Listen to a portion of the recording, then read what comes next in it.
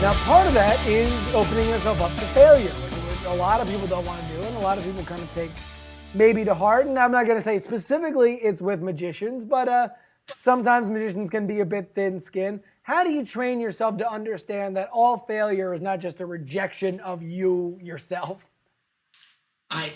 The best thing that happened to me was at the very first IBM local meeting that I performed to, I screwed up completely. Okay. I was performing Alex Elmsley's Between the Palms. I produced the final cards, and they were duplicates. And I remember Bev Bergeron, who was there, he was part of the audience I brought up. He said, "Oh, everyone give him a round of applause." And I just stood there, like, what happened? But the fact that they were so nice about it, the fact that the great magician who was there said, "Hey, everyone give him a round of applause, support him," made me realize that it's not a big deal. And after that very first mistake, I've never been afraid to screw up in front of magicians. And eventually I learned any audience at all. I think it's happened to me so many times that I build contingency into my repertoire now. I think it's really important for me to be nervous and to pay attention to some things. And that makes life really more exciting. The professional, the amateur is the one that hopes the trick goes right. The professional, I think now, is the one that hopes the trick goes wrong. Because that gives you something to work on and gives you something to look forward to. Give me a performer who you very much admire, but is nothing like Kostya Kimlat. I was, the guys right away that spring to mind that I wish I could be as funny as is Bill Malone. Okay. I wish he's just on nonstop. I'm just kind of more laid back. I have a good time with my audience. The humor and jokes come with the material, but he is just on. I love watching him work. I wish, when I step on stage, I hope that I have the draw and the charisma that Darren Brown has. He's incredible. Watching him work is just great. So I would say those two are the first ones that come to mind. And performance-wise and personality-wise, not something to maybe aspire to because I can't be like them, but something to think about and see how they develop and how hard they work on who they are and how it's also a natural part of who they are whenever you're around, whether you meet them in person or whether they're performing. So you would say maybe the humor stuff, that's something that you really look at and say, if I could have that in my arsenal, that would be, I would build together as an ultimate force. I have so many funny friends in magic. I wish I was as witty and as sharp as them sometimes. So yeah, definitely something that keeps me moving. How did you decide to go pro? I didn't think I decided. I think it just kind of happened to me. And a few years into it, I said, okay, well, I'm already doing it. I was lucky enough in that when I started, I was still in school. I was in high school and then in college. And so I had the ability to experiment, go out there and see if this was going to work and just go out there and do shows without having to worry about paying the bills. So I think that was such a key thing in my development that allowed me to go forward.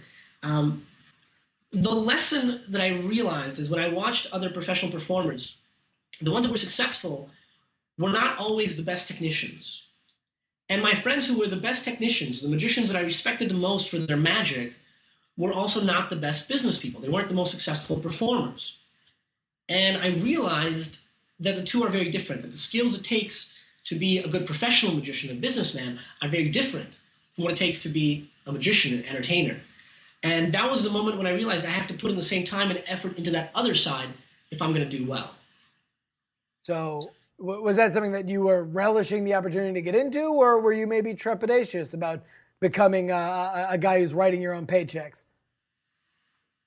I don't think I've ever been scared of it. I think the idea of having to do something on your own and not having to answer to anyone and be able to take responsibility for yourself, to take the blame and the credit.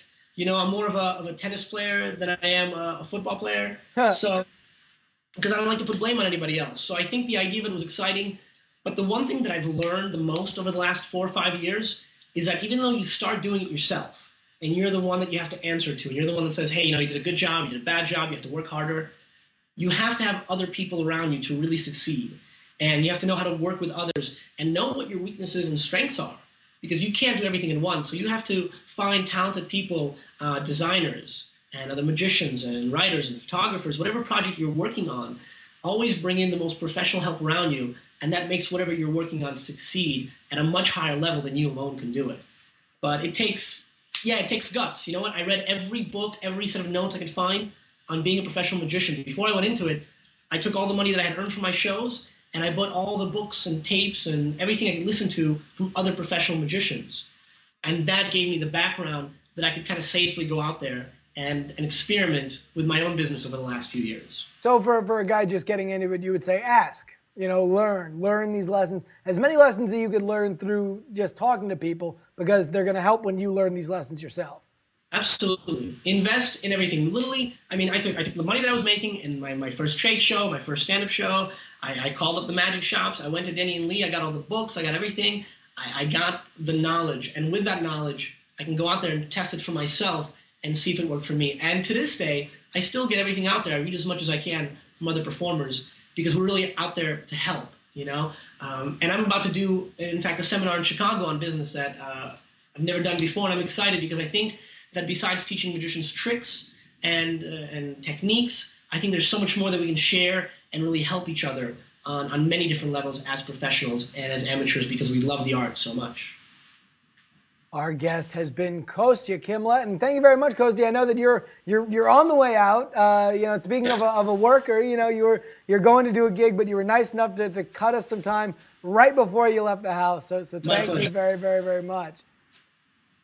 My pleasure. I'm ready to get going. I have all my props ready to go. I have a couple new things that I'm trying out tonight, so I'm excited. I'm going to get you to do it like 20, 30 times tonight. And get response. So yeah, did you want to show off? I mean, just as an example, how you load up? Yeah. This is the top secret stuff. Okay, I'm going to work right now. Don't worry, this will go nowhere except everywhere on the internet. All right, fair enough. Well, first of all, everyone knows this. The rubber bands. So I have rubber bands. Those go in the inside left jacket pocket. So those are ready to go. I have a couple extra pockets in my jacket on the right and the left side to carry small props. I have a ring. I do a couple things with a ring. I got my loops. So the extra loops go in the left pocket. Let's see. I have cards. Very important to have all the different business cards. Those go here. When they ask, I have a Sharpie. You can't go anywhere without that. My card to wallet. I've had this since day one. A friend of mine made this for me. Inside there is a hundy and a few other secrets. That goes in the outer front right pocket. I have a little holder.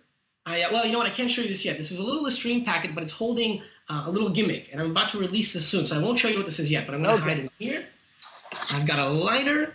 Let's see. And, of course, most importantly, a little packet trick, the deck of cards. Tonight I'm going to have some fun, take it easy. Tried a few new card tricks that my friends and I have come up with over the last week, and that goes in the back right pocket. And I think that's everything. I'm ready to work tonight. I'm ready to have fun. Well, thank you very, very much for taking us inside the mind of Kostya Kimlat. Of course, KostyaKimlat.com is where people can look up everything about you online. Oh, close. KostyaMagic.com. KostyaMagic.com. I realized no one can spell my last name, much less my first name. So I kind of went with the KOSTYA Magic.com. Split the difference. KostyaMagic.com is the destination for all things Kostya. And Thank you for having me. No problem. Thank you for being a subject of iTricks interview.